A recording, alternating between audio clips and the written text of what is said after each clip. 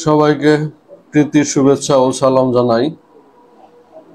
বাংলাদেশের আবহাওয়ার আপডেট দেখতে পাবেন আমাদের এই চ্যানেলে। করছি বাংলাদেশের বঙ্গোপসাগরের দক্ষিণ পশ্চিম বঙ্গোপসাগরে যে নিম্নচাপটি সৃষ্টি হয়েছে, সেই নিম্নচাপটি এখন ভারতের তামিলনাড়ু রাজ্যের কাছাকাছি আছে। সেটা কি বাংলাদেশে আঘাত হানবে কিনা, এর জেরে বাংলাদেশে বৃষ্টিপাত কেমন হবে বা বৃষ্টিপাত হবে কিনা সে সম্বন্ধে আপনাদের ধারণা দেব। আপনারা পুরো ভিডিওটা দেখবেন এবং আশা করি সাবধানে থাকবেন। তা আমরা প্রথমে দেখি বাংলাদেশের দক্ষিণ পশ্চিমে তামিলনাড়ু এবং শ্রীলঙ্কার কাছাকাছি যে অঞ্চলটা আছে, সেই অঞ্চলে ঘূর্ণিঝড়টা বর্তমানে অবস্থান করছে। আমরা যদি আগামীকাল বুধবারের দিকে যাই, বুধবারে গেলে দেখব ঝড়টি স্থলভাগের দিকে অবস্থান করছে। আবার আমরা যদি বৃহস্পতিবারের দিকে যাই, বৃহস্পতিবারও স্থলভাগের দিকে কিছুটা ইন্ডিয়ার স্থলভাগের দিকে আছে, বাংলাদেশের দিকে নিম্নচাপটি দেখা যাচ্ছে না। আমরা যদি 24 তারিখে যাই তাহলে দেখা যাচ্ছে সেটি ইন্ডিয়ার স্থলভাগের কাছাকাছি আছে, বাংলাদেশের কাছাকাছি সেটা নাই। আমরা যদি 25 তারিখের দিকে দেখি, সেটাও ইন্ডিয়ার স্থলভাগের দিকে আছে, বাংলাদেশের কাছাকাছি নাই। সুতরাং বাংলাদেশের 26 তারিখ পর্যন্ত যে আপডেট, তাতে বলা যায় যে বাংলাদেশে এই ঘূর্ণিঝড়টি আঘাত হানার সম্ভাবনা খুবই কম। আমরা বৃষ্টিপাতের দিকে যাই, এরপর বৃষ্টিপাতের দিকে যাব। বুধবারের দিকে যদি আমরা দেখি, বুধবারেও চট্টগ্রাম বিভাগে বৃষ্টিপাত হবে, অন্যান্য বিভাগে আকাশ পরিষ্কার থাকবে আশা রাখি।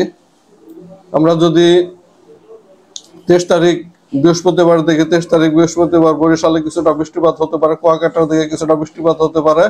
বাংলাদেশের অন্যান্য বিভাগের আবহাওয়া বৃষ্টিপাত দেখা যাচ্ছে না। আমরা যদি 24 তারিখের দিকে দেখি, 24 তারিখের দিকে দেখলে পরে যে নিম্নচাপের জেরে চট্টগ্রাম বিভাগে এবং বরিশাল বিভাগে বৃষ্টিপাত হবে এবং সিলেট বিভাগে ভারী বৃষ্টিপাত হওয়ার সম্ভাবনা আছে শুক্রবারে। আমরা যদি 25 তারিখের দিকে যাই, বাংলাদেশের বরিশাল এবং খুলনা বিভাগের দিকে এবং সিলেট বিভাগের কিছু অংশে বৃষ্টিপাত হবে, চট্টগ্রাম বিভাগেও বৃষ্টিপাত হবে, রংপুর, রাজশাহী, ময়মনসিংহ বিভাগে বৃষ্টিপাত হওয়ার সম্ভাবনা নাই বললেই চলে। আমরা যদি 26 তারিখে রবিবার দিকে দেখি, তাহলে চিটাগাং বিভাগ, ঢাকা বিভাগ, খুলনা বিভাগ, বরিশাল বিভাগে বৃষ্টিপাত হবে, সিলেট বিভাগ, ময়মনসিংহ বিভাগ, রংপুর বিভাগ এবং রাজশাহী বিভাগে বৃষ্টিপাত হওয়ার সম্ভাবনা নাই বললেই চলে। আমরা এবার সমুদ্রের ঢেউ বা তরঙ্গ কেমন থাকবে সেটা দেখি। আমরা যদি বুধবারের মধ্যে বঙ্গোপসাগরের ঢেউ দেখি 3 ফিটের মতো, 23 তারিখ 5 ফিটের মতো ঢেউ থাকবে, যা কিছুটা হালকা বিপজ্জনক। 24 তারিখে 4 ফিটের মতো ঢেউ থাকবে মধ্য বঙ্গোপসাগরে। শনিবারে ঢেউ থাকবে 4 ফিটের মতো এবং রোববারে ঢেউ থাকবে 3 ফিটের মতো। তাহলে দেখা যাচ্ছে যে ঢেউ স্বাভাবিক ঢেউ আছে। যারা ট্রলার এবং নৌকায় মাছ ধরেন তারা নিরাপদে থাকবেন। এসব ক্ষেত্রে ঢেউ খুবই স্বাভাবিক, এই ঢেউয়ে বিপদের কোনো আশঙ্কা নেই আশা রাখি। আমরা যদি তাপমাত্রার দিকে তাকাই, তাপমাত্রা দেখি, তাপমাত্রা দেখতে গেলে দেখতে পাচ্ছি আমরা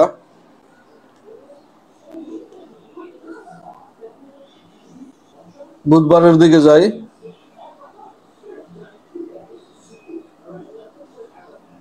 বুধবারে তাপমাত্রা অনেকটাই কমে যাবে, 29-28 ডিগ্রি, কোথাও 28 ডিগ্রি আছে, ঢাকা বিভাগে 31 ডিগ্রি আছে, চট্টগ্রাম বিভাগে 31 ডিগ্রি, অন্যান্য বিভাগে 29 ডিগ্রি থেকে 30 ডিগ্রি পর্যন্ত দেখা যাচ্ছে। আমরা যদি বৃহস্পতিবারের দিকে দেখি তাহলে দেখা যাচ্ছে যে তাপমাত্রা আবার কিছুটা বৃদ্ধি পাবে। ঢাকায় 34 ডিগ্রি, অন্যান্য বিভাগে 33-32 ডিগ্রি দেখা যাচ্ছে। আমরা যদি শুক্রবারের দিকে দেখি, শুক্রবারের তাপমাত্রাও একই রকম গরম থাকবে, 33-34 ডিগ্রি সব বিভাগে দেখা যাচ্ছে। আমরা যদি 25 তারিখের দিকে যাই, 25 তারিখের দিকে তাপমাত্রা কমতে থাকবে, কিছুটা কমবে। অন্যান্য শনিবার ব্যবসা গরম কমে যাবে, কিছুটা তাপমাত্রা কম থাকবে 25 তারিখে।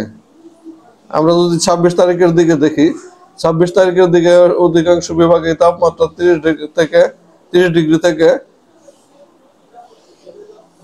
31 ডিগ্রির মধ্যে ওঠানামা করবে। তাহলে দেখা যাচ্ছে যে এখন তাপমাত্রা এখনো শীতের প্রভাব দেখা যাচ্ছে না, এবং 26 তারিখ পর্যন্ত শীতের প্রভাব অতটা দেখা যাবে না, ঠান্ডা পড়বে না, একই রকম তাপমাত্রা থাকবে, কিছুটা গরমই থাকবে, এর চাইতে তাপমাত্রা কমবে না। পরিশেষে বলি, আমাদের চ্যানেলটি অবশ্যই দেখবেন এবং নিজেকে আপডেট এবং নিরাপদে রাখবেন। ধন্যবাদ সবাইকে।